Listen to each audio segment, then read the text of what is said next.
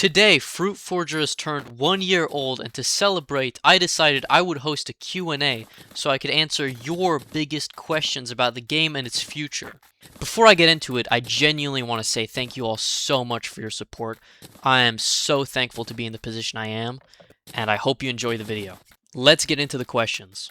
Xander asks, will there be a game birthday event, like an event based on the game's birthday? Now, I love making events. The winter event last year was a lot of fun. Unfortunately, I don't have the time to work on Fruit Forager right now as I'm preparing for the 1.0 release of my game Voxelia, but hopefully next year I would love to do a birthday event. Next up, The Weatherman asks, what do you think of a trading or gifting feature? So this is something I've thought a lot about because it's something people constantly ask me for. Obviously, if you get a good fruit, you want to have the option to give it to your friend. The reason why I haven't done that is because it would ruin the game's progression. Imagine someone that's level 100 going to a level 1 noob and giving them a tourmaline tear-up that lets them level up to like level 50 immediately. That will ruin the game for that person. But I do love social features like that. So I've really spent so long thinking, how could I add a feature like trading?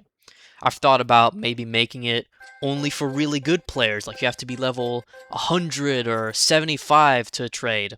At one point, I even made a dropping system just to check what it would feel like in the game, but I did eventually end up scrapping it. So while I don't have any direct plans right now to add trading or gifting, I will say that it's something that's definitely on my mind. I just want to make sure that it's added in a way that is fun and doesn't ruin the game as it is. But yeah, maybe one day there will be a trading update, who knows. Newbie_hero asks, how do you design new areas to help make late game players feel a sense of newness and still give new mechanics? So every time I design a new zone, I don't just design it for the sake of adding a new zone. Every time I add a new zone, I want to include a brand new mechanic with it. Something that makes unlocking that new zone feel significant and satisfying. For example, Zone 20 lets you buy all the new gears at the volcano. Zone 25 unlocks automation, where you can get your conveyor belts, you can get your auto sellers, and that completely remakes the whole planting system because now you can make money while AFK. Zone 30 unlocks the pocket dimension portals for every index you finish. So I understand that people really want me to make new zones, but I don't want to rush it. I only want to make a new zone when I really have a mechanic that I'm passionate about that I think would fit well in a zone.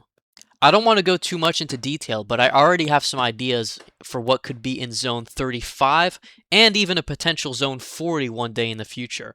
But I feel that it's important that I don't rush it and that I make every new zone feel as special and satisfying as possible to unlock. Okay, this is a really good question.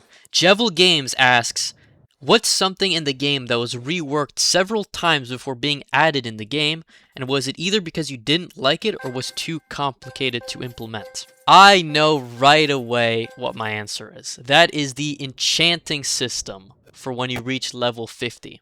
I was working on that update, on the crate update that brought the enchantments, for I believe 2 weeks, and the entire time I kept changing my mind on how the enchanting system could work. It was really difficult getting the idea to feel kind of just right, like really satisfying, really fit well into the progression. I had so many different ideas.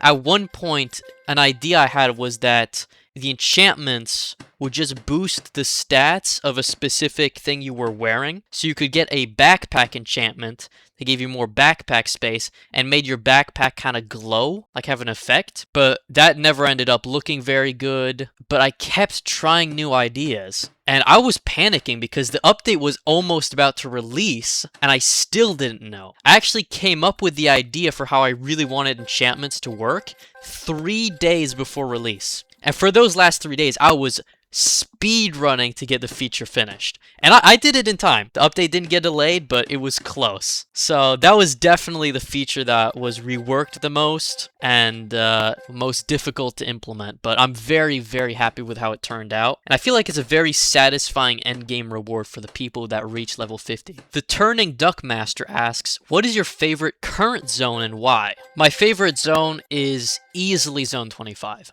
I love the automation mechanic. I think it might be some of the best game design work I've ever done. I'm so proud of it. The fact that the entire time throughout the game, you know about the planting mechanic, but then when you reach level 25, it adds so much more depth to it and turns it from this kind of semi-useless feature into something that absolutely changes everything. You can have automatic money making, automatic ticket making, XP making.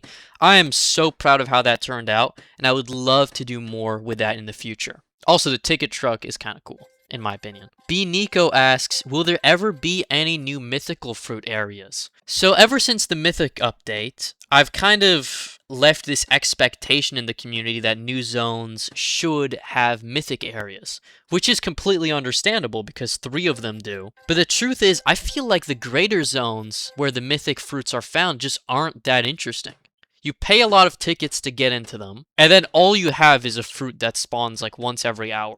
I don't think that's a fun mechanic. Maybe I'll add more one day, but before I do that, I would love to do a Mythic 2.0 update that makes all the greater zones way more interesting and way more rewarding to unlock, that give you more things than just finding mythic fruits. So maybe one day, but first I want to improve the greater zones as a whole. Next up, Regun asks, will there even be an update? Now, I understand a lot of you have gotten a little bit impatient with me, considering the fact that I've been working on Voxelia for maybe like 1 or 2 or 3 months now. And I understand for you as players, that must be really annoying because you're just looking forward to the next update. Maybe you're not even interested in Voxelia and you're like, okay, great. Now I have to wait forever. Rest assured, there will 100% be a Fruit Forager update sometime in the near future. Right now, what I want to do first is finish Voxelia and release it in the best state that I possibly can. But not only will I be updating Fruit Forager more in the future, but I'll also be updating Fatal Floors more in the future. All of you have my word that I will never abandon any of my games. Back when I was young, I remember the developers I supported, they just stopped working on their games completely. They just abandoned them. No hope of ever making updates again. And to me, that was devastating. Because I loved those games. I put hundreds of hours into those games just for the developer to give up. I think that's completely unfair of a developer to do to the community that supports them, and I want you all to rest assured that none of my games will ever be abandoned. Yes, I'll be busy with other games occasionally. Yes, I will make new games because I love making new games, but I will never abandon my other games. I still care about them.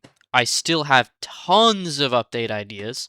All you need to do is be a little patient with me, alright? Making games takes a while, and I'm working basically every day, almost the entire day, making games. I love it, but please be patient with me. But I have so many ideas for the next Fruit Forager update, and I can't wait to get started. Not Retroslop asks, what even is Tourmaline? Well, when I was making Fruit Forager 1.0, I really wanted to have a special tier of items that would only be for the best of the best players to unlock. I took huge inspiration from Beastworm Simulator, how they have the gummy equipment that has this very unique color palette that all that gear uses. And I decided I kind of wanted to make my own version of that. So I started experimenting with a bunch of different colors to try to find something I thought really looked good. And I found that kind of teal cyan mix that I really liked. And to me, it reminded me a lot of the mineral called tourmaline. Although tourmaline is more teal and like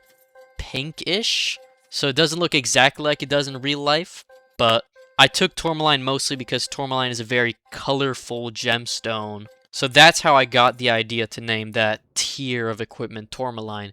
And now pretty much all my games use tourmaline. I think it's kind of a nice theme, a recurring kind of signature in my games. Fatal Floors doesn't have it yet, though. Haku R6 asks, did you have fun while developing your games? Absolutely. I love it, and I was doing it when making almost no money for years when I was making mobile games. To me, there is nothing more satisfying than spending a long time developing and designing this game, and then finally seeing a community not only try the game and seeing their reactions, but care about the game as much as I do. So I adore making games.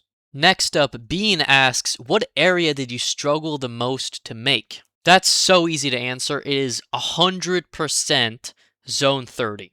I was making Zone 30 and the Tourmaline Zone at the exact same time. But also, the problem with Zone 30 is that the plan for its feature kept changing. Originally, the plan was that every time you finished an index, you wouldn't get a little pocket dimension like you do now that would give you a trophy.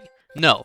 Instead, what I wanted was that every index would give you a brand new feature to use. For example, if you finished the furniture index, you would get to unlock the save slots feature. But I couldn't find a way to really make that kind of make sense. So instead, I decided all the mechanics I made for that update, I just put them in their own place. So being able to pay to increase the limit on some tiles, I put that in the Tourmaline zone. Save slots, I put in a level 75 exclusive area. But throughout those weeks of development, I kept changing my mind on what I should put there. And I'm pretty sure I came up with the idea to put trophies in the pocket dimensions just a few days before the release. So that was definitely the most difficult zone to design. And if I had to remake any zone, it would definitely be that one. It's very possible that I might make a Zone 30 remake update that adds something more interesting to that zone. Because right now, it's just kind of a filler zone. Unless you really want to finish all the indexes. So yeah, I don't think I did a great job on that one. That's all the questions I'll be answering this Q&A. I can't believe I've already been working on Fruit Forager for a whole year. And I truly want to thank all of you again for sticking around, for supporting my games, for playing them. And I can't wait to make a lot of exciting updates for you all this year. I hope to see you all during admin abuse sometime, but until then, see you later, Foragers.